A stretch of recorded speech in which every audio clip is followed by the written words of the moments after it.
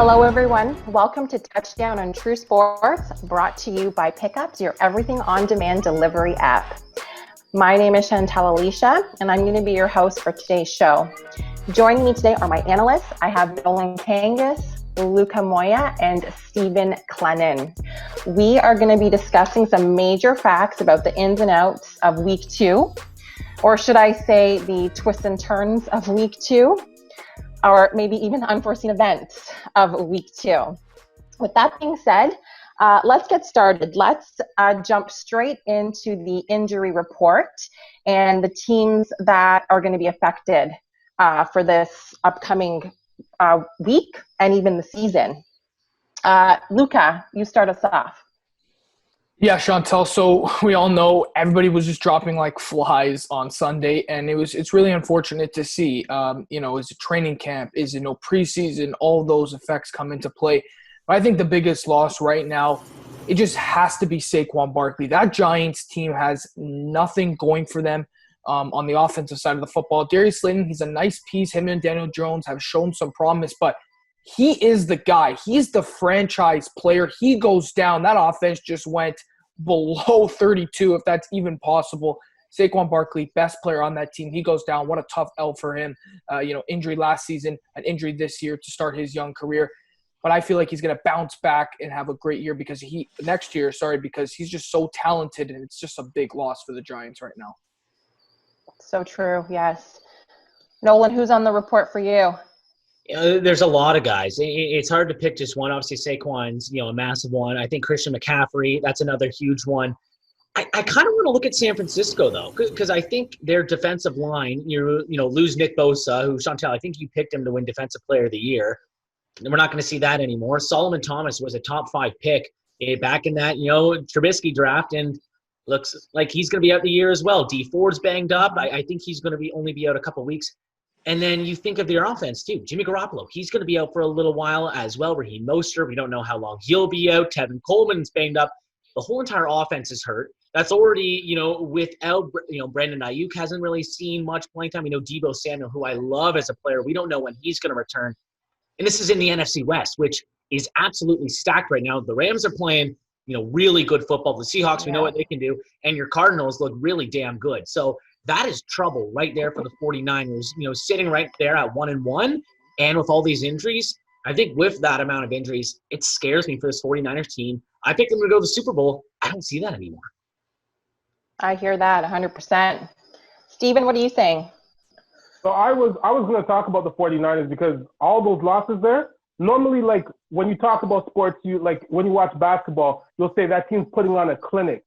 That San Francisco team put on a clinic yesterday, but not in a good way. They were a real medical clinic, the way people were dropping off. But for me, I think I'm going to look at Denver and look at Cortland Sutton and Drew Lock over there. You lose your big starting quarterback, and you lose probably your top playmaker on your offense, and he's gone for the season with that knee. They said when he left the field, they said, his knee's a little nicked up, but it sounded like he'll be okay. Next thing you knew, the report came out the next morning, ACL done for the season. So it's crazy to look at how these injuries have really affected teams. I know that the Broncos went out and they signed Blake Bortles to bring in for a while Locke heals up. But just to see young players and young talented players get injured yesterday on the Sunday was crazy. I seeing so many people go down. It affected so many fantasy players, so many different teams. It was just insane. I can't even talk about it. I don't even know how I feel about it. Yeah, no, I hear that. I mean, I was watching the games on Sunday, and it was literally like one game after the next, injury after injury. And a lot of these injuries we're having in the first quarter. I mean, you brought up Denver, and I was really looking forward to seeing them have a really good game against Pittsburgh. And within the first quarter, Drew Lock was out. Done, right? So, I mean, it'll really be interesting to see how week 3 plays out because a lot of these players are injured for the next few weeks and are completely out for the season. I guess we'll have to see how the backup quarterbacks hold up when they have to start now. So it's really going to be an interesting season going forward. So all we can do is just hope for a speedy recovery for everybody who's injured and, hope that they can still come out on top. So with that, guys, let's jump into our big W's for the week. So I'm going to go first. My big W pick for week 2 is the Raiders. The Raiders played the most phenomenal game I've personally ever witnessed in all of Raider history. They had 4 touchdowns, 2 field goals. I mean, they won the game 34-24 against the Saints. I mean, Derek Carr, like, he was on fire. And what I really liked to see was that there were multiple names on the game sheet. We had Ingold with a touchdown, Waller with a touchdown, Jones with a touchdown, Richard with a touchdown. And I think the turning point for them, because they were losing in the first half, was when Nicholas Moreau caught that interception. I mean, they were pretty much unstoppable after that. They can dominate from there. So, like, well done, Raiders. I really can't just pick one particular player. I think that it was a full team effort, like including, from Coach Grundon as well. So I'm really, really excited to see the remainder of the season and where the Las Vegas Raiders end up. So, Luca, who's your big W for week 2? Well, Chantel, I'm telling you right now, even though the Cowboys won, Jerry Jones is sweating right now because Dak Prescott is my winner right now. I mean, he comes out, there's a contract year for him. We know everything that happened in the offseason. Does he deserve a big contract? Richest QB in NFL history. He wanted to sign like $40 million. Everyone was saying absolutely not. But he goes out there against the Falcons. They'll be a bit lucky to get the win. But he played phenomenal. And I know, the rushing stats, the touchdowns are all on the 1-yard line, but he kept Dallas in the game, throw after throw. He's finding everybody on that offense. And not to mention, guys, I mean, this is a team that's down and out, but he was the one guy. If you watch that offense, not just this week, but even for the past couple of seasons, he's been the guy who continues to get the job done for this team, let alone the record. Put the record aside, Dak comes to play usually each and every week, and everybody was saying last season, he feasts on bad teams. He does this. Well, I think Atlanta's going to be a pretty good team this year. Dan Quinn, he's got to go, number one. You just can't blow a game like that. But I think Dak Prescott, he was the winner this week. He played phenomenal, and he got the win in the end. Dak Prescott, he's my winner for week 2. Awesome. Okay. Nolan, what about you? So you guys both, for your winners, you obviously picked, a team that won and, a player who was on, a winning team.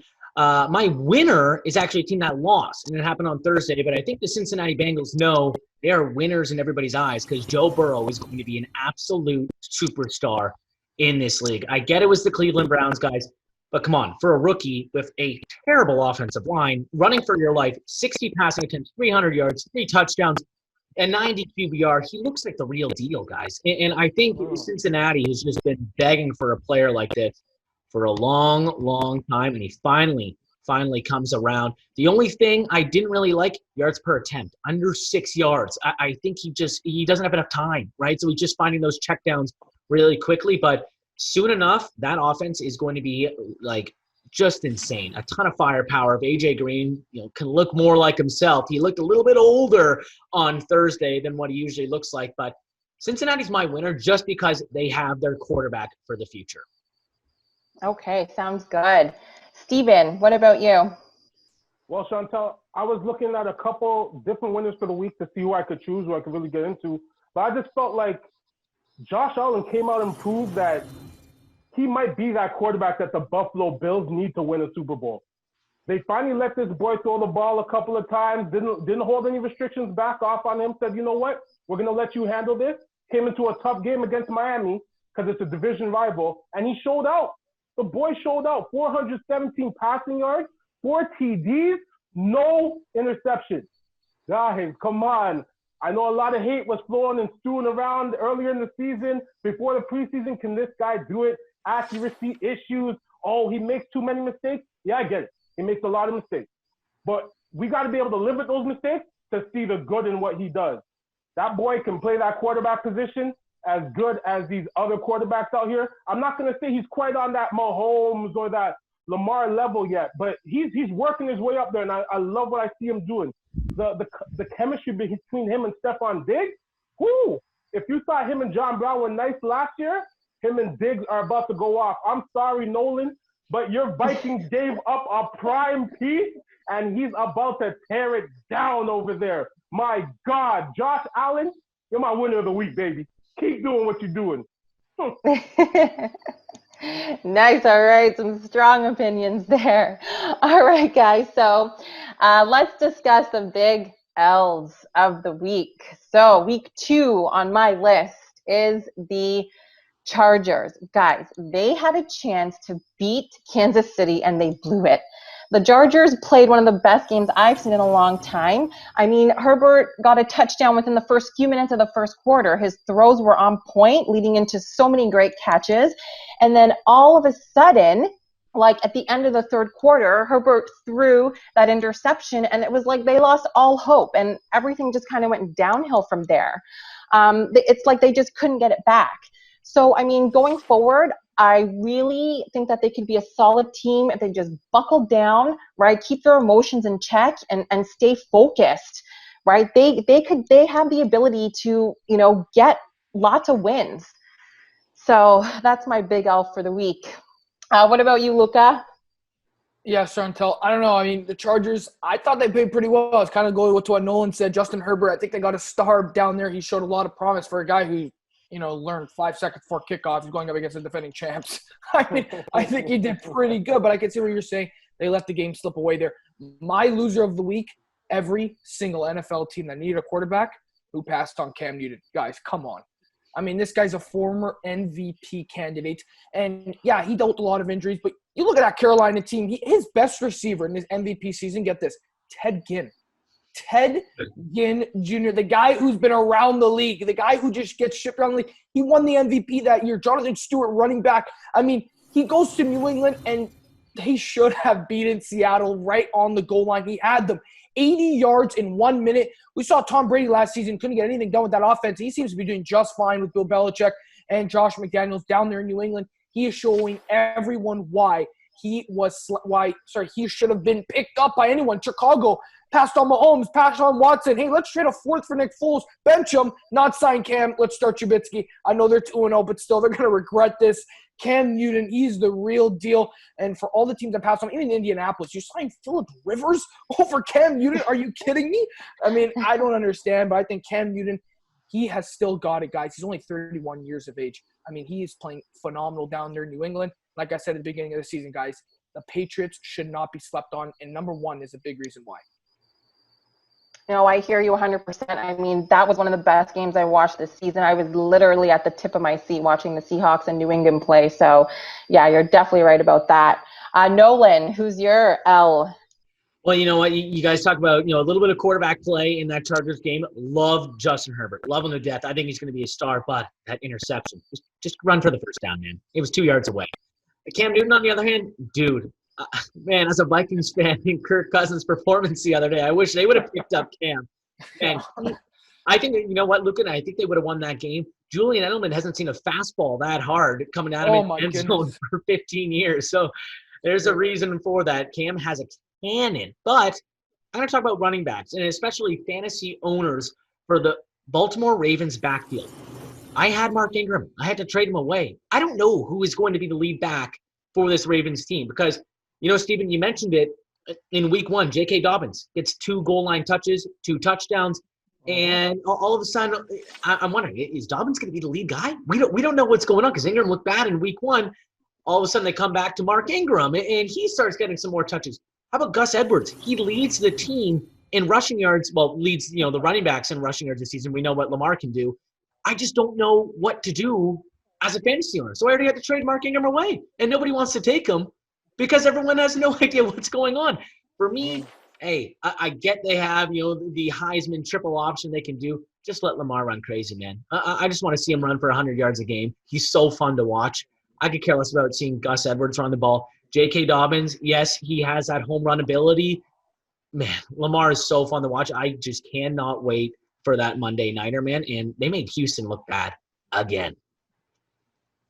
Yeah, no, so true. I can't wait to watch Lamar Jackson play again as well. Steven, so who's your L for the week? I was going to say, Nolan, Bill O'Brien makes that team look bad all the time. But that's okay. That's okay. My L of the week. I like how Luka touched on Dak Prescott having such a great game in that Atlanta game and pulling the Dallas Cowboys back to that win. But if we really break that whole game down to one play, one onside kick, what is the one thing you should do if you're the receiving team and you see that ball? Jump on the ball. What are you guys doing? I saw 6 Atlanta Falcons standing there, watching, waiting for the ball while it's spinning, and standing there doing nothing. Meanwhile, Dallas is waiting for it to hit that 45-yard line. Boom! What do? Jump on it right away, get the ball, march down the field, field goal by Greg Zuerlein, win for the Dallas Cowboys. Biggest loss of the week, that Atlanta Falcons special team. And that was the hands team on there. Julio was on the field. Hayden Hurst was on the field. Calvin Ridley was oh my God. What are you guys doing? You guys are all receivers. Dive for that ball. Go get that ball. Get that win. Don't let that win slip like that. You guys have so much time to maintain. And I know that Dallas caught up, but that was the moment where you guys had to do something to make this game go your way. And everybody just stood there and watched it go. I can't believe it. I can't believe it. If I'm part of that locker room going into today or the next day or the next day after, I'm going to tell that special teams coach, you better do your job or else you're getting fired, because these boys didn't know what to do when that time came up. Come on, man. You guys got to do better. You guys get paid too much for this. Too much for this. No, I hear you. I can imagine you going into that locker room and saying that too. All right, that was a great discussion, guys. So now let's talk about our top 5 teams from week 2. So my list is pretty well the same. It's just kind of a bit rearranged after watching week 2, if that makes sense. So I've got the Packers in number 5, New Orleans in 4th place from 2 last week. Baltimore still a strong 3. I pushed the Seahawks up to 2 because they just played phenomenal. And Kansas City, I still got at number 1. I was hoping, at some point I might be able to add the 49ers back onto the list. But honestly, guys, with all those injuries, I'm not sure if I'm going to be able to do that. So we'll just have to see how that goes. Luca, you're up. Who's your top 5? Guys, I'm doing it. I don't care. New England's in the number 5. The way they played against Seattle, I don't want to hear it. They played phenomenal. Cam, baby. He is coming. That is what I'm talking about. New England in the top 5. And listen, I know they're 1-1. There's a lot of other 2-0 teams that I could have probably put here at number 5, but they played Seattle, who was probably going to be in every single one of our top 5s, if not the top 3. And they had him on the goal line with the last play of the game. New England, number 5. Number 4, it's a toss-up. Is it going to be Green Bay or is it going to be Buffalo?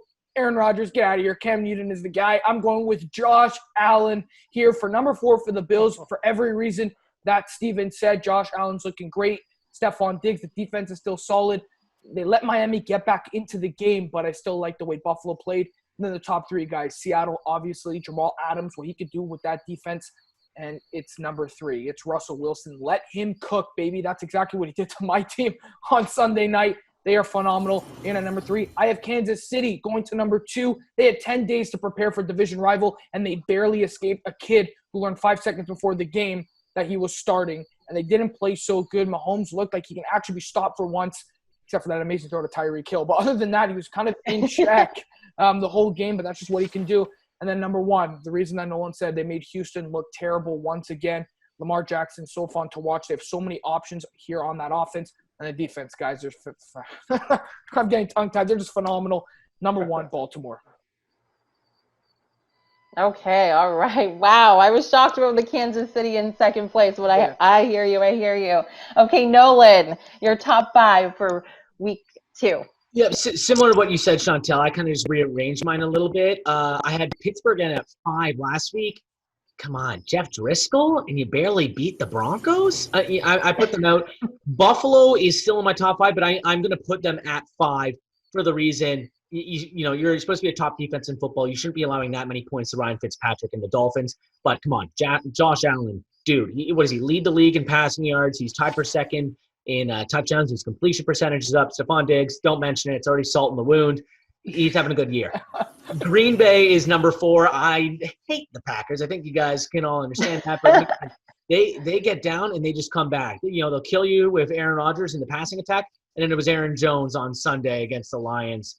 Man, Matt Patricia, if he's not fired soon, Detroit's got to figure something out there. Green Bay in at 4.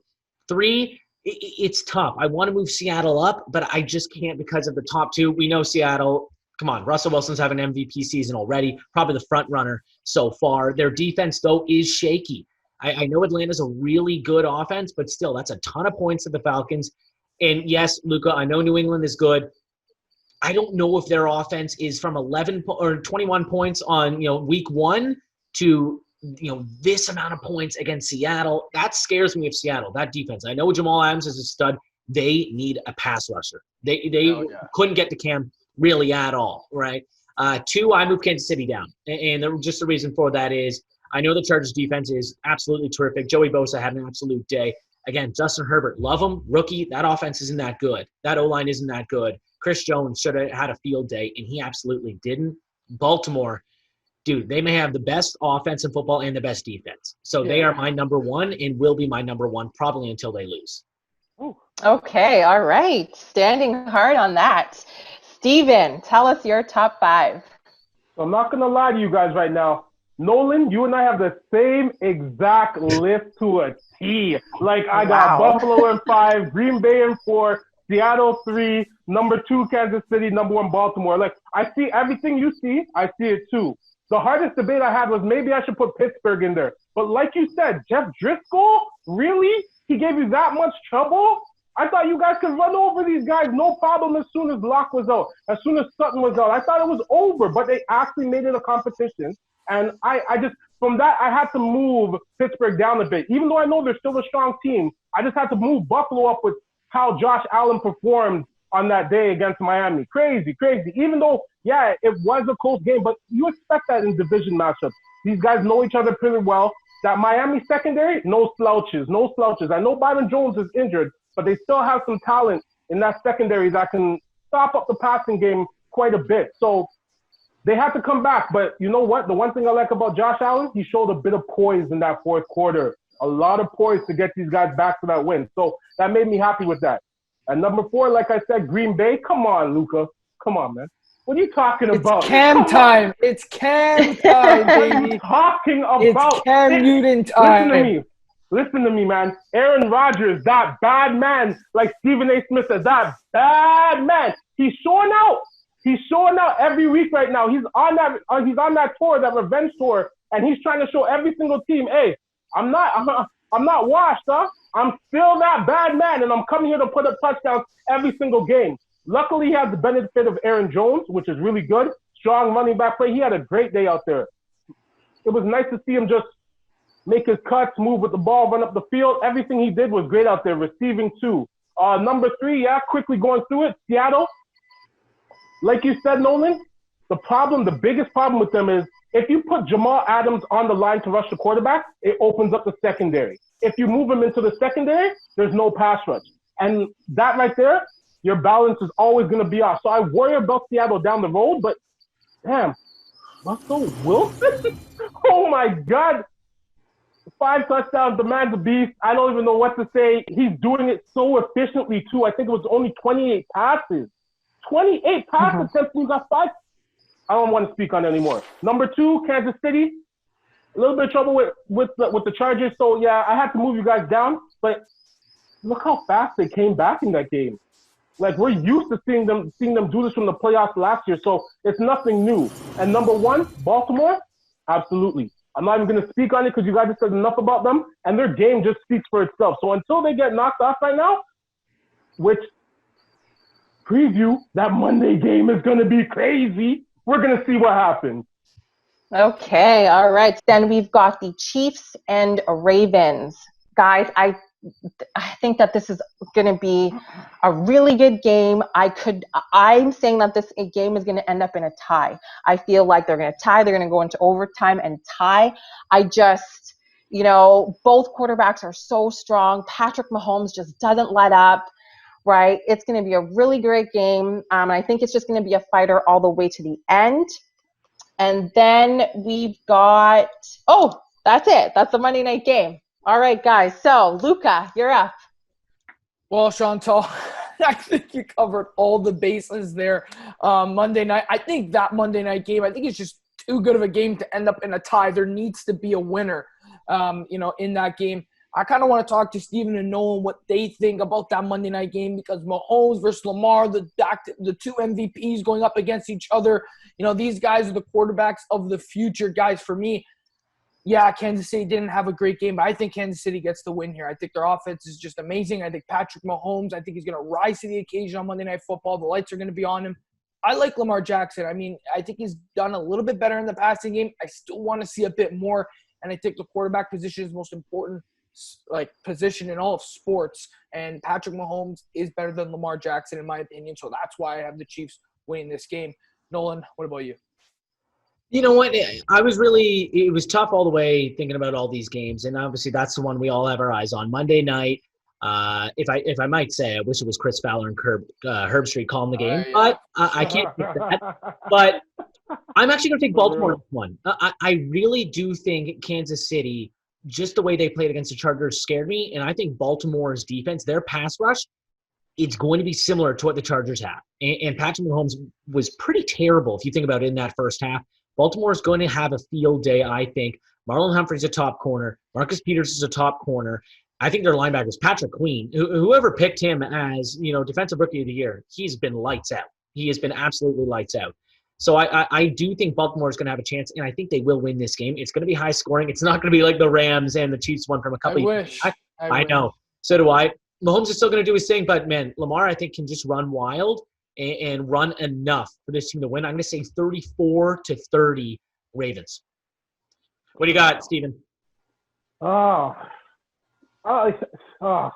It's so difficult to talk about this game because the two teams are so great on their individual sides, but I just think that Baltimore just has it more on that offense and that defense. They just weigh out much better. I don't get it twisted, that Kansas offense, man, that's a one-play threat right there to tie up a game or to bring you back in the game right away. You can hit Tyreek Hill for 80 yards down the field, and you're already back in the game. Having that is brilliant. But at the same time, that Baltimore defense, these guys look hungry. That interception that Marcus Peters had in the last, he might have took a risk there, but when you're a ball player like him, when you're a playmaker, and you can see that the ball is going to a certain area, and you take a chance and you take it and go make an interception. I love how Baltimore has that on all levels of their defense, and I just don't see a way. I don't necessarily see a way that Kansas City defense can contain that Baltimore offense. But I think that Baltimore offense Baltimore defense can do a better job of containing that Kansas City offense. And then with that in mind, it just sits to me and hits me that I think, you know what? If Baltimore wants to make that move to be that Super Bowl team, you're going to have to run into these guys later in the season. Don't show them everything you have in this game, but taking that step to beat them in this game definitely pushes you further in the category and in the conversation. So like I said, I think it's going to be 30-27 Baltimore for sure, if anything. But I see Baltimore pulling out the win. All right, well, I guess we will find out Monday night. That is definitely going to be the game of week 3. So, guys, it was so great chatting with you. That concludes our episode for today. Thank you so much for joining us on Touchdown with TrueSports, brought to you by Pickups, your everything on demand delivery app.